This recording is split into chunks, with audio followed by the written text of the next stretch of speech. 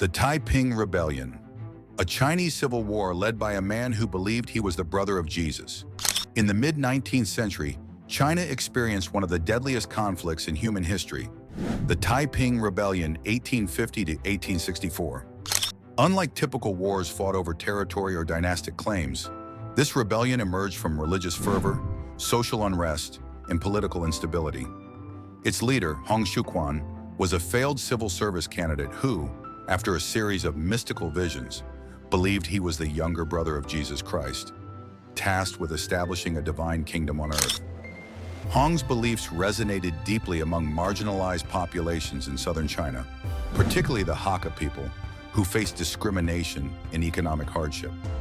Amid famine, corruption, and government neglect, Hong promised a revolutionary new society, the Taiping Heavenly Kingdom. He preached equality, social reform, and the overthrow of the Qing Dynasty, casting the ruling Manchus as demonic oppressors. The movement quickly transformed into a full-scale civil war. At its peak, the Taiping Heavenly Kingdom controlled large portions of southern China, including major cities like Nanjing, which became the capital. Historians estimate 20 to 30 million deaths, making the Taiping Rebellion one of the deadliest wars ever. Beyond the staggering human cost, it represented an extraordinary attempt to reshape Chinese society through religious and social ideology. Let's watch. 1. Hong Xiuquan, from civil service aspirant to religious revolutionary. Born in 1814 in Guangdong province to a modest Hakka family, Hong Xiuquan pursued the traditional route to success in Qing, China, the civil service examinations. Despite repeated efforts, he failed the exams multiple times, a personal setback that led to despair and spiritual searching. In 1837, while seriously ill, Hong experienced a series of visions in which he encountered a divine figure. He concluded he was the younger brother of Jesus Christ, tasked with establishing a heavenly kingdom on earth. Hong's teachings combined Christian concepts with Chinese traditions. He condemned idolatry, superstition, and the Qing rulers, whom he deemed demonic. His message gained followers among peasants and marginalized groups who were drawn by promises of social reform, land redistribution, and divine justice. By the early 1850s, Hong formally established the Taiping Heavenly Kingdom, creating a centralized religious and political structure. His charismatic leadership and religious conviction provided the ideological foundation that would mobilize millions into a revolutionary army. 2.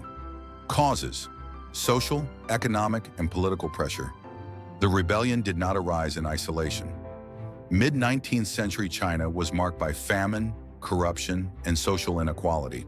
The Qing Dynasty, weakened by internal decay and bureaucratic inefficiency, failed to respond adequately to floods, famine, and population pressures. Rural peasants, particularly the Hakka, were marginalized, facing land scarcity, discrimination, and limited political opportunities. Foreign influence exacerbated unrest. The Opium Wars had humiliated China, leading to unequal treaties and increased foreign control over trade and ports.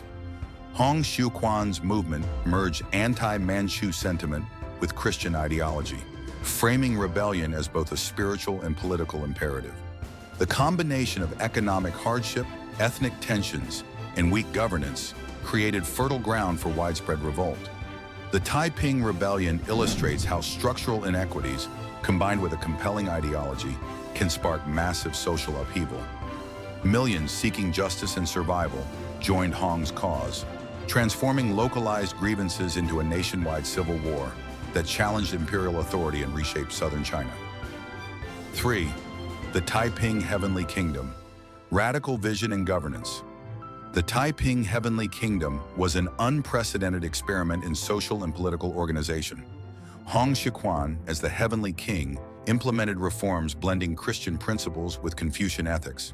The government promoted land redistribution, communal ownership, and meritocratic administration, rejecting corruption common in Qing bureaucracy.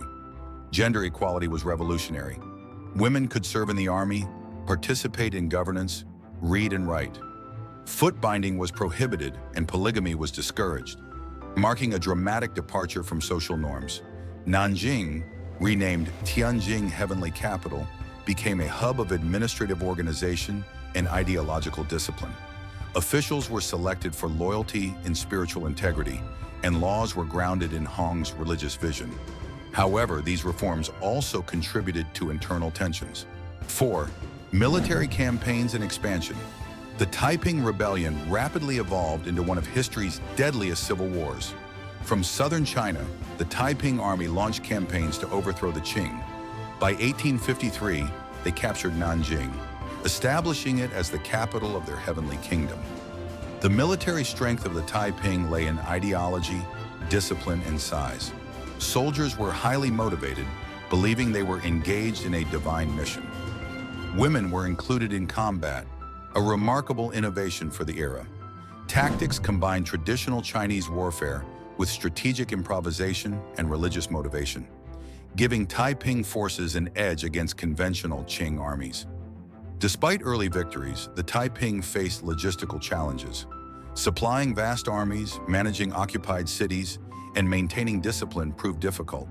The Qing, sometimes aided by Western-trained mercenaries, gradually regained control.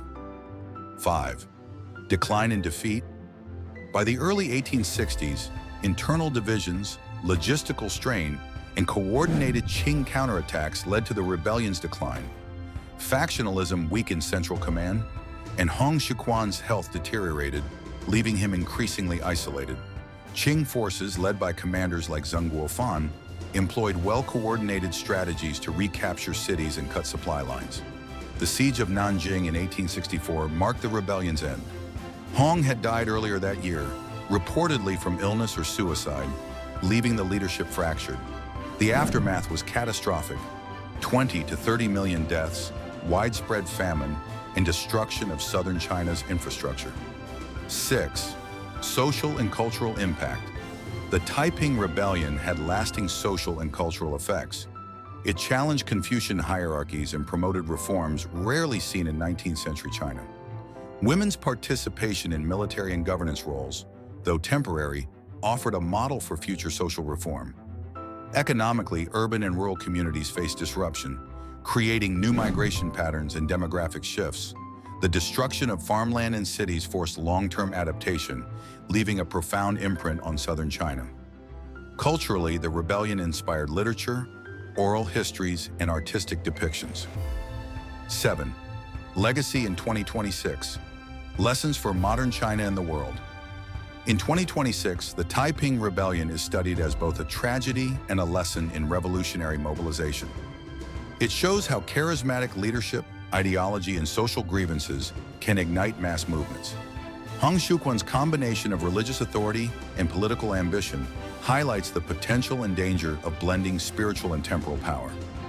The rebellion's advocacy for gender equality, land reform, and anti-corruption measures foreshadowed later reformist movements in China. Globally, it serves as a cautionary tale about civil wars, religious extremism, and revolutionary ambition, offering insights into contemporary insurgencies and state fragility. The Taiping Rebellion reminds modern societies that social injustice and inequality can spark movements capable of reshaping nations, for better or worse. Let us know in the comments what you think about the Taiping Rebellion, a Chinese civil war led by a man who believed he was the brother of Jesus. And don't forget to like, subscribe, and stay tuned for more captivating content on our YouTube channel.